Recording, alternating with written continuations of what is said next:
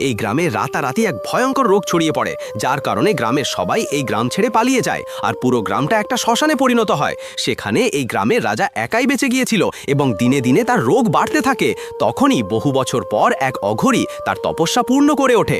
রাজাকে এই রোগে আক্রান্ত দেখে অঘরী তার কাছে নিজের জাদুর ছড়িটি চাইল, কিন্তু রাজা বলল যে আগে আমাকে বাঁচাও। তপস্যায় যাওয়ার আগে অঘরী তার জাদুর ছড়িটি রাজাকে দিয়ে গিয়েছিল, আর এখন তাকে সুস্থ না করা পর্যন্ত রাজা তার ছড়িটি ফেরত দেবে না।